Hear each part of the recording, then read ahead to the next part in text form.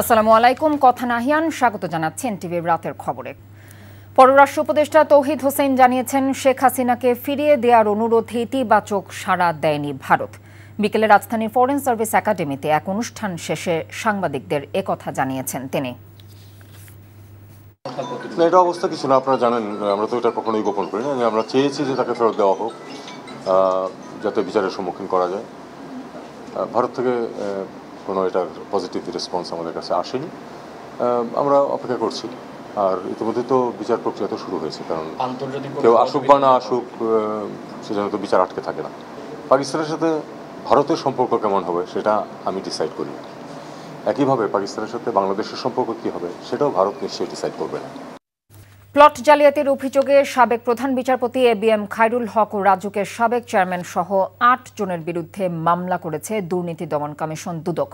বিকেলে রাজধানীর সেগুন বাগিচায় সংস্থাটির প্রধান কার্যালয়ে সংবাদ সম্মেলনে এই সিদ্ধান্তের কথা জানিয়েছেন মহাপরিচালক আক্তার হোসেন। তিনি বলেন, নিয়ম মাফিক প্লটের কিস্তি পরিশোধ না করায় সাবেক রাজুক কর্তৃপক্ষ প্লট বরাদ্দ স্থগিত করে। পরে আওয়ামী লীগ সরকার ক্ষমতায় এলে খায়রুল হক পুনরায় প্লটটি পুনরুদ্ধারে তৎপরতা শুরু করে। প্রভাব খাটিয়ে ৫ লাখ টাকা ঘুষ দিয়েই আবারও নিজের নামে করিয়ে নেন। ৩০ কোটি টাকা আত্মসাতের অভিযোগে বেসিক ব্যাংকের সাবেক চেয়ারম্যান আব্দুল হাই বাচ্চু সহ ১৭ জনের বিরুদ্ধে মামলা হয়েছে বলে জানিয়েছেন দুদক মহাপরিচালক।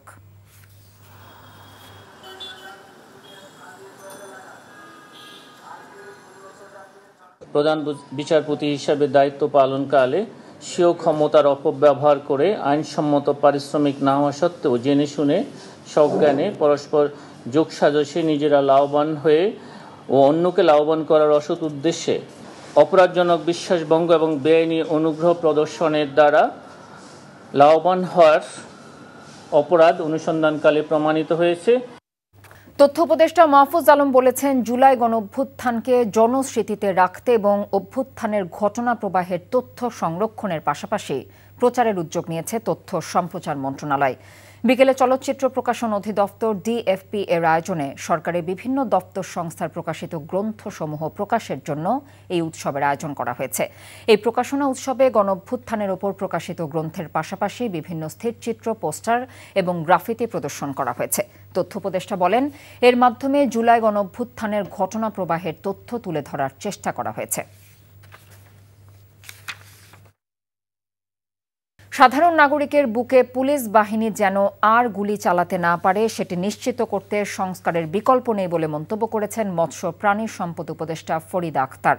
এ সময় জাতীয় নাগরিক পার্টির সিনিয়র যুগ্ম সদস্য সচিব তাসনিম জারা বলেন, সংস্কার না হলে দেশের মানুষ আবারও প্রতারিত হবে, যা তারা মেনে নেবে না বলেও মন্তব্য করেছেন তিনি।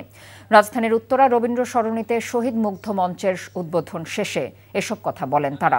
অনুষ্ঠানে যোগ দেন উত্তরা এলাকায় গণঅভ্যুত্থানে অংশ নেওয়া শিক্ষার্থী ও শহীদ পরিবারের সদস্যরা। এ সময় ঢাকা উত্তর সিটি কর্পোরেশনের প্রশাসক মোহাম্মদ এজাজ জানিয়েছেন, জনগণের চাহিদা অনুযায়ী উত্তর ঢাকার গুরুত্বপূর্ণ এলাকায় শহীদদের মুরাল নির্মাণ করবে ডিএনসিসি। বিগত সরকারের মেয়াদে বঞ্চিত হওয়া শিক্ষা প্রতিষ্ঠানগুলোকে পর্যায়ক্রমে এমপিওভুক্ত শিক্ষকদের চাকুরি স্থায়ীকরণের আহ্বান জানিয়েছে বাংলাদেশ জামায়াতে ইসলামী। সকালে সচিবালয়ে শিক্ষা উপদেষ্টার সাথে সাক্ষাৎ শেষে একথা বলেন দলের নায়েবে আমির অধ্যাপক মুজিবুর রহমান। এমপিওভুক্ত যারা হয় নাই, হওয়ার কথা ছিল, বিগত ফ্যাসিস্ট সরকারের আমলে প্রায় 17 বছর যাবৎ দলীয় অন্ধতার কারণে তারা জিঘাংসা প্রতিহিংসা করেই তাদেরকে বঞ্চিত রেখেছে। এই সমস্ত বঞ্চিত শিক্ষক এবং অধিকার বঞ্চিত, চাকরি থেকে বিচ্যুত এই শিক্ষকদের জন্য তাদের ব্যাপারে একটা পদক্ষেপ নেওয়ার জন্য আমরা উপদেষ্টা মহোদয়ের সাথে কথা বলেছি। আমাদের দেশের যে সিলেবাস আছে, সামনে যাতে ইসলাম বিরোধী, নৈতিকতা বিরোধী, চরিত্র বিরোধী কোনো জিনিস না থাকে সে ব্যাপারে আমরা বলেছি। ওনারা একটা কমিটি করার জন্য প্রস্তাব দিয়েছি। ঢাকার বড় 7টি সরকারি কলেজ নিয়ে নতুন গঠিত ঢাকা কেন্দ্রীয় বিশ্ববিদ্যালয়ে 40% ক্লাস হবে অনলাইনে আর 60% ক্লাস হবে সশরীরে। সকালে সচিবালয়ে বিষয়ে আয়োজিত সংবাদ সম্মেলনে কথা জানিয়েছেন সচিবের রুটিন দায়িত্বে থাকা অতিরিক্ত সচিব মুজিবুর রহমান। 7টি কলেজকে 4টি স্কুলে বিভক্ত করে বিশ্ববিদ্যালয়ে পাঠদান ও গবেষণা কার্যক্রম পরিচালনা করা হবে বলে জানানো হয় এই সংবাদ সম্মেলনে। এর মধ্যে স্কুল অব সায়েন্সের জন্য ঢাকা কলেজ, ইডেন মহিলা কলেজ ও বেগম বদরুন্নেসা সরকারি college, campus, school of arts and humanities ও স্কুল অব বিজনেসের জন্য সরকারি Titumir college, school of law and জাস্টিসের জন্য কবি নজরুল সরকারি কলেজ এবং সরকারি শহীদ সোহরাওয়ার্দী কলেজ ক্যাম্পাস নির্ধারণ করা হয়েছে। কলেজগুলোর বিদ্যমান উচ্চ মাধ্যমিক পর্যায়ে শিক্ষাদান অব্যাহত থাকবে এবং শিক্ষা ক্যাডারের কর্মকর্তারাও থাকবেন। এ বছরের মধ্যেই নতুন বিশ্ববিদ্যালয়ের জন্য অধ্যাদেশ জারি হবে এবং 22 ও 23 অগাস্ট অনুষ্ঠিত হতে যাওয়া ভর্তি পরীক্ষা বিদ্যমান নিয়মেই হবে বলে জানানো হয় এই সংবাদ সম্মেলনে। সার্ফ এক্সেল বাংলাদেশের নতুন ব্র্যান্ড অ্যাম্বাসেডর হিসেবে যোগ দিয়েছেন জামাল ভুঁইয়া। ব্রাজিলের ভেনিসেস জুনিয়র এবং ইংল্যান্ডের বুকায়ো সাকার পথ ধরে জামাল ভুঁইয়াও সার্ফ এক্সেলের মুখ হয়ে উঠলেন। গত 30 বছরের বেশি সময় ধরে সার্ফ এক্সেল দাগ থেকে দারুণ কিছু এই বিশ্বাসে অটল। কারণ দাগ মানে শিশুরা খেলছে, শিখছে এবং নিঃসংকোচে বেড়ে উঠছে পোশাকে দাগ লাগার ভয় ছাড়াই। জামাল ভুঁইয়ার জীবনযাত্রা, যার প্রতিটি ধাপে আছে অক্লান্ত পরিশ্রম ও অদম্য মনোবল। সার্ফ এক্সেল ও জামাল ভুঁইয়া একসাথে বাংলাদেশের শিশুদের অনুপ্রাণিত করবে, তারা যেন খেলতে থাকে, শিখতে থাকে এবং কখনোই থেমে না যায়। বর্জর লাক্সারি সিল্ক আয়োজিত মালদ্বীপ ওয়েডিং ড্রিমস প্রদর্শিত হল রাজধানীতে। সম্প্রতি উত্তরায় স্টার সিনেপ্লেক্সে জমকালো গ্র্যান্ড প্রিমিয়ারের আয়োজন করা হয়। গত বিয়ের মৌসুমে ব্যতিক্রমী ক্যাম্পেইনের উদ্যোগ নেয় প্রতিষ্ঠানটি। সেই লক্ষ্যে নির্বাচিত দম্পতিদের জন্য মালদ্বীপে স্বপ্নময় বিয়ের ফটোশুটের আয়োজন করা হয়, যা এপিসোড আকারে 3 দিন সম্প্রচার করা হবে একটি বেসরকারি টেলিভিশনে। অনুষ্ঠানে বর্জর পেইন্টস বাংলাদেশ লিমিটেডের ব্যবস্থাপনা পরিচালক রূপালী চৌধুরী, বর্জর লাক্সারি সিল্কের ব্র্যান্ড অ্যাম্বাসেডর বিদ্যা সিনহা মিম সহ অন্যান্যরাও উপস্থিত ছিলেন।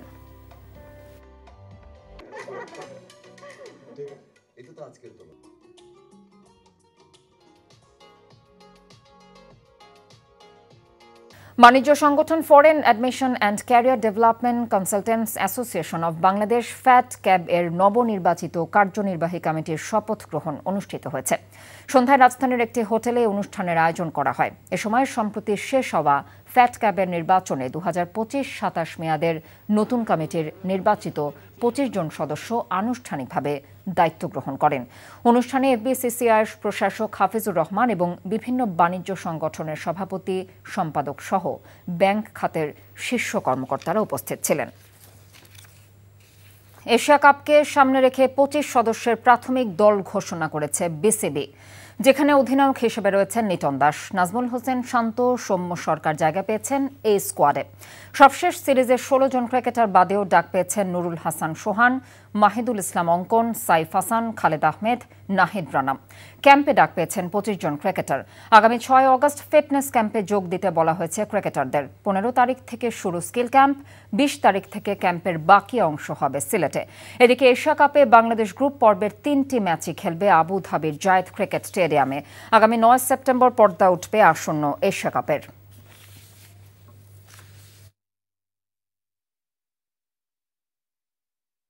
আগামী 4 সেপ্টেম্বর অনুষ্ঠিত হবে ক্রিকেটার্স ওয়েলফেয়ার অব বাংলাদেশ কোয়াবের নির্বাচন। আজীবন ও স্থায়ী সদস্যরা নির্বাচন ও ভোট দিতে পারবেন।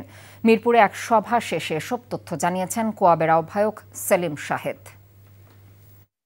ভোটিং রাইটের যে বিষয়টা আছে সেটা রাখা হয়েছে former all national players, current and former national players plus current first class players, এবং এই সিদ্ধান্তটা এসছে এসজিএম এর ভিত্তিতে।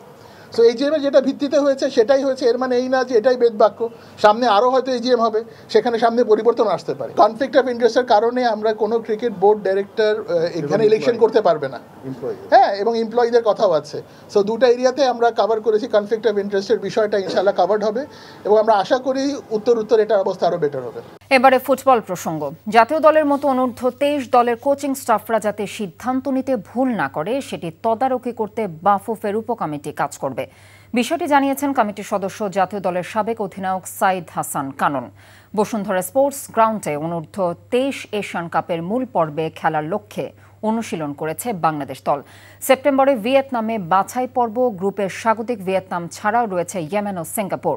তার আগে বাহরাইনে 2টি প্রস্তুতি ম্যাচ খেলবে সাইফুল বাড়ি টিটুর তত্ত্বাবধানে থাকায় দলটি। গত জুনে ঘরের মাঠে সিঙ্গাপুরের বিপক্ষে জাতীয় দলের কোচ হাভিয়ার ক্যাব্রেরার একাধিক সিদ্ধান্ত নিয়ে সমালোচনা হয়। অনূর্ধ্ব 23 দলের কোচিং স্টাফকে সঠিক নির্দেশনা দিতে কাজ করবে নবগঠিত উপকমিটি, যেখানে সাইদ হাসান কাননের সঙ্গে রয়েছেন ইকবাল হোসেন ও শাহাদাত হোসেন।